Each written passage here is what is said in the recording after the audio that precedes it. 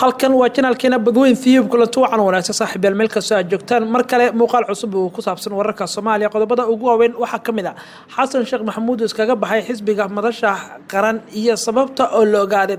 hay'adda NISA oo wajahaysa marxalada aad u adag ee al-shabaab oo markan si gaar ah u bartilmaameedsanaya xubnaha ugu muhiimsan hay'adda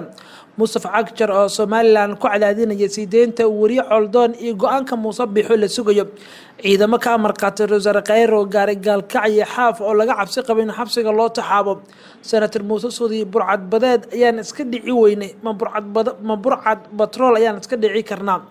doodii aqalka sare qodobadaasi kuba kale ugu muhiimsan ayaa saaxiibayaal qayb ka noqon doona oo ku saabsan Robow oo 4 maalin kadib bilaabay cunista cuntada kadib markuu ka soomay kamid noqon saaxiibada ku xiran channelkeena subscribe gambaleelkana taabo si ay kugu soo dhacaan muuqaalada iyo waliba wararka xiisaha badan halkan aan soo gelinay warbixinta ugu horeysa ee warkeenana haddii aan ku bilaabno madaxweynihii hore ee dalka Xasan Sheekh Maxamuud ayaa si dadban iskaga baxay madasha xisbiyada qaran oo ay ku midaysiin qaar kamid ah xisbiyada ugu tunka weyn ee dalka ka jira xubno ka tirsan xisbiga UDP ayaa waxay noo xaqiijeen in xisbiga uu cuntami weeday sida uu socdo hawsha xisbiyada qaran waxayna fahmi waayeen halka uu wax u wado hogaamiyaha madasha qaran Shariif Sheekh Axmed oo hogaamiyaha xisbiga Himilo Qaran Cabdiraxmaan Cabdishakuur Warsame oo horay u diiday inuu ka mid noqdo madasha xisbiyada qaran markii la aasaasay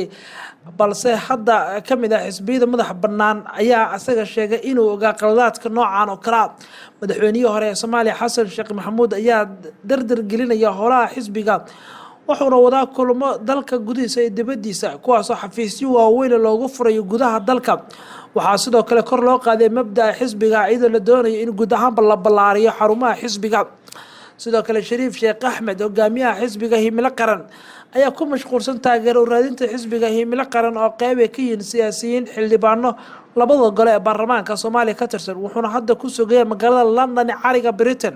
halkaas waxa uu joogaa taageero raadinta xisbigiisa waana sababta keentay walaaca in inta badan xisbiga laga baxo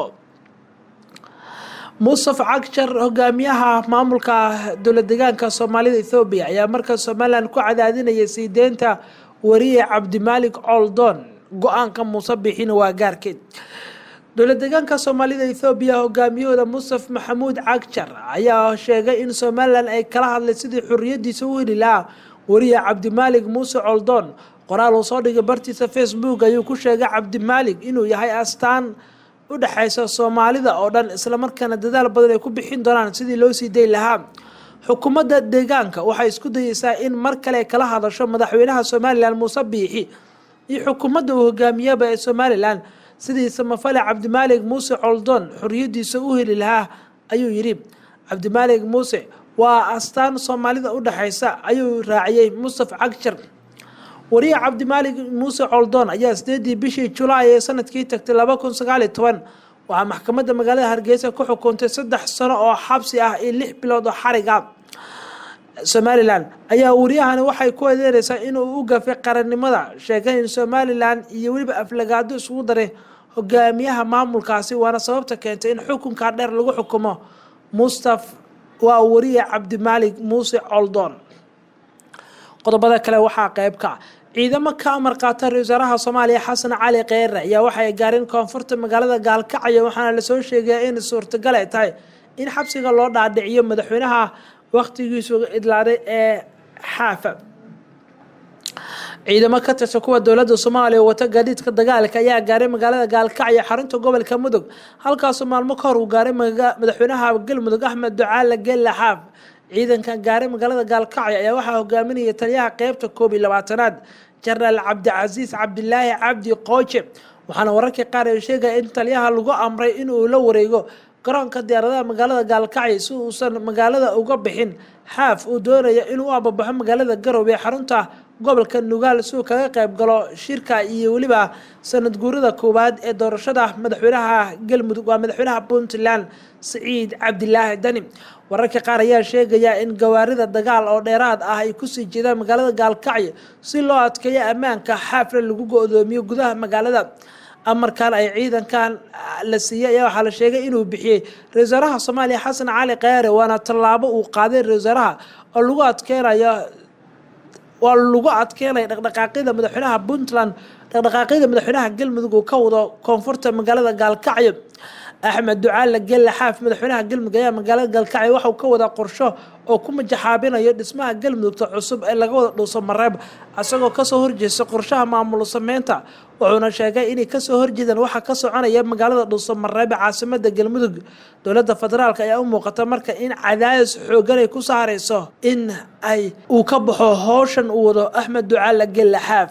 senator muuse suudi yalaxow burcadbadeed ayaan iska dhici weynay ma burcad batrool ayaan iska dhici karnaa. dood culus ayaa ka dhacday aqalka sare ee baarlamaanka dalka kadib markii la horgeeyey sharciga batroolka dalka.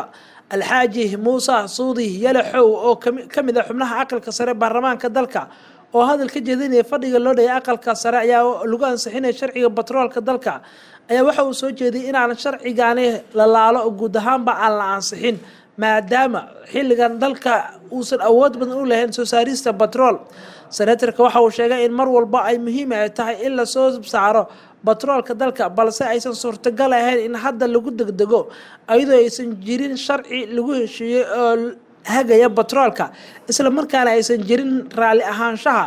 xubnaha dowlad goboleedyada dowladda federaalka qaybka sida Somaliland, Puntland, Galmudug iyo Jubbaland uu sheegay. waana sababta uu codsaday muuse suudi in guud ahaanba dib loo dhigo.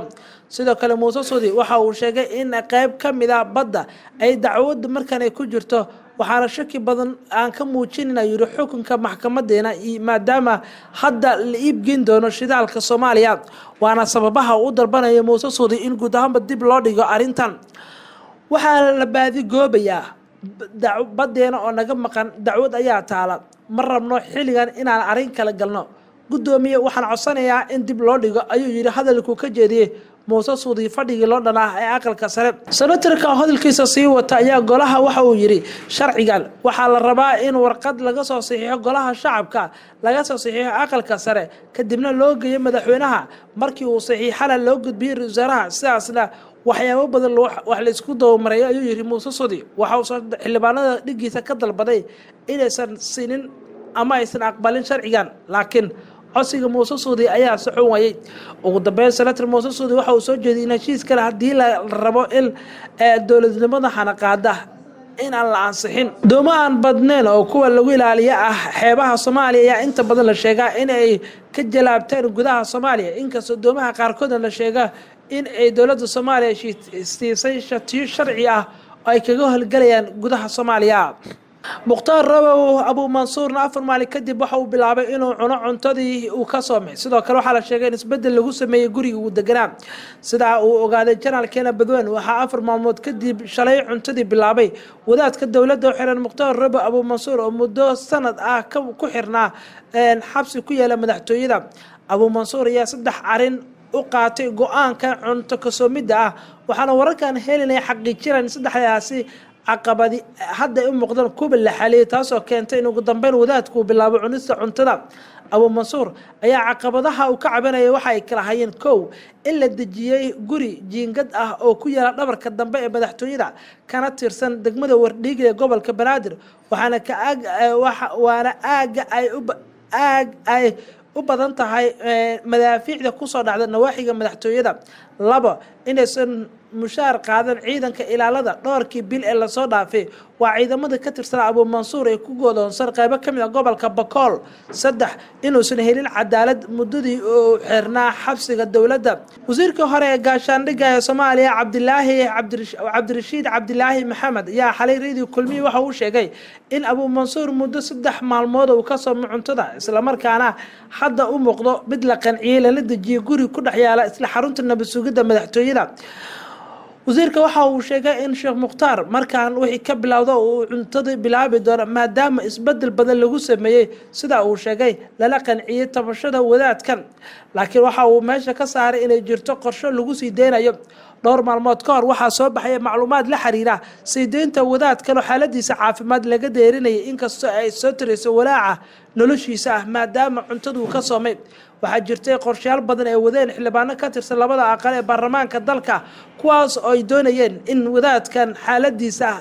la hubiyo. warkii ugu dambeeyay ee galmudugna haddii aan eegno dhuusamareeb waxaa ka soconaya shir albaabada u xiran wasaaraha Soomaaliya Xasan Cali Khayre iyo waliba qaar kamid ah odayaasha beelaha uu leeyahay shirkan waxaa diiradda lagu saarayaa dhameystirka qorshaha la xiriira maamulisida wasaaraha Soomaaliya ayaa odayaasha beesha wacyisan wuxuu kala hadlayaa qorshaha la xiriira dardargelinta dhismaha maamulka sidoo kale wasaaraha Soomaaliya ayaa waxaa magaalada dhuusamareeb la kulmay inta badan 12 beel oo beelaha daga galmudug waliba waxa la isku maray laaya soo bandhigida liiska xildhibaanada cusub oo ilaa hadda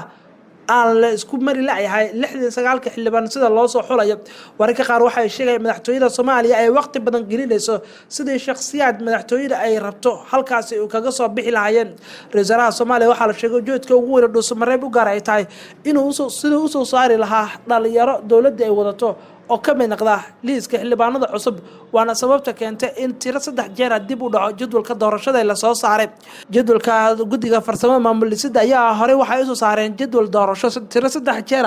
ugu dambeysay way fashilmeen dhammaan jadwalkaasi inuu hirgalo wali lama hayo marka laga rabo 20 xildhibaan ah la sunna 69 xildhibaan ee cusub ee galmudug ayuu khilaaf ka taagay wixii warar ku soo kornaysa isla wararkeena dambeeyad ku daawo doontaan muuqaalkiina maanta halka ayaan ku soo gabagabeynaa saaxiibayaal aad ku daawaneyseen channelkeena badweyn tube wararkii ugu weynaa Soomaaliya caalamka muuqaalkan kan xiga intaan ku kulmi doona nabadgelyo